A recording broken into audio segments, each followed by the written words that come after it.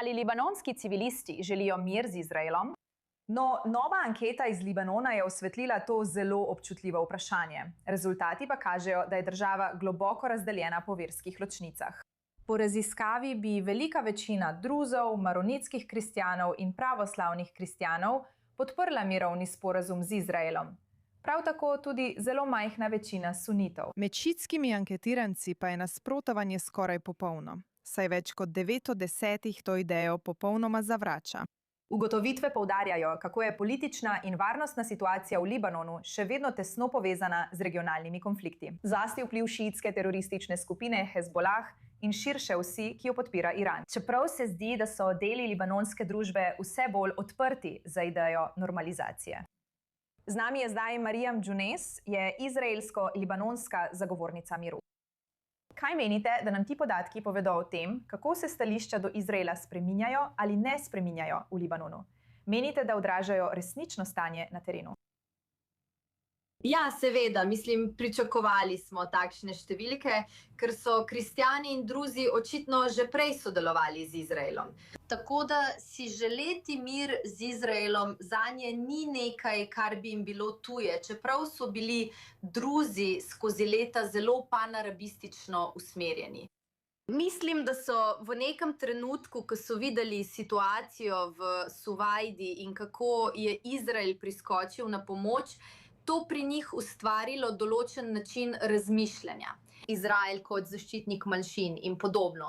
Prav tako obstaja strah pred ekstremizmi, kot je islamistični ekstremizem, celo znotraj druzov. Kristjani so očitno že prej sodelovali z Izraelom. Želijo si miru, želijo si blaginje.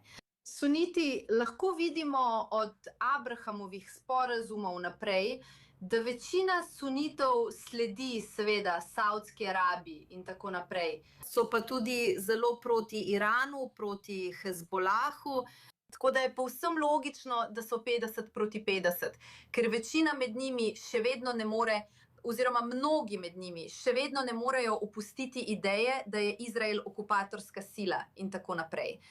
Za šiite pa pomeni mir z Izraelom očitno poraz. To pomeni, da bi priznali, da je Hezbollah izgubil. In veste, mir z Izraelom ni del njihove ideologije. Tako da, ja, te številke dobesedno kažejo na kompleksnost libanonskega prebivalstva. Prav. Veš, zanima me tvoje mnenje. Misliš, da obstaja realna možnost za mir z Izraelom, glede na to močno nasprotovanje, ki ga vidimo med šiitskimi skupnostmi? In točno to, kar si rekla, ta splošno mnenje, da je Izrael okupatorska sila, poleg, širšega konteksta, vprašanj s Hezbollahom?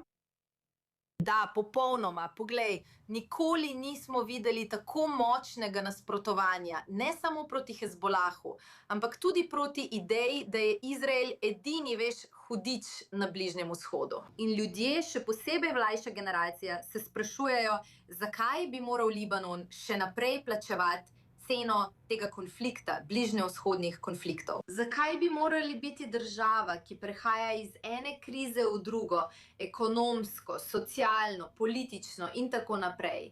Obstajajo glasovi, ki pravijo, da ne gre za ljubezen do Izraela ali željo po miru z Izraelom, ampak bolj zato, da so proti Hezbollahu in proti Iranu, ter si želijo biti bližje ZDA.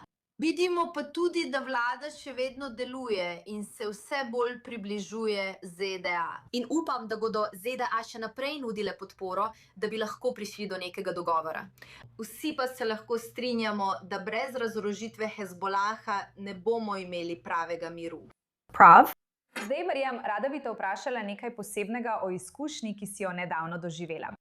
Povabljena si bila, da govoriš na libanonski televiziji. To je te očitno nekaj, kar je še danes nezakonito v Libanonu. Povabilo izraelskih državljanov, da govorijo na libanonski televiziji. Povej nam malo o tem, zakaj misliš, da se je to zgodilo prav zdaj in kakšna je bila ta izkušnja glede interakcij, ki si jih imela s tistimi, ki so te intervjuvali, ter zakaj misliš, da so bili pripravljeni, da te povabijo? Najprej bom rekla, da je to vsekakor del gibanja, ki se trenutno dogaja v Libanonu, gibanja rušenja tabujev in odpiranja primerov, ki so bili toliko let zaprti. In to samo kaže, kako deluje javno mnenje in kako šibek je Hezbolah. Da bi ti novinarji Prej so se bali sploh izreči kaj, česar Hezbolah ne bi odobril, ker bi jih dobesedno odstranili. Hezbolah bi jih preprosto razstrelil. Torej, to, da to vidimo, pomeni, kako obupani so libanonski ljudje, da bi rušili tabuje in dali prostor novim glasovom in seveda postavili našo zgodbo, zgodbo južno-libanonske vojske v ospredje. Ker trenutno se v Libanonu dogaja sprememba zakona ali pa pripravljajo nov zakon, ki bi nam omogočil vrnitev v Libanon. oziroma nam bo zakon omogočil, da nas ne bodo več imenovali izdajalci na nek način. Torej vse to očitno govori o miru.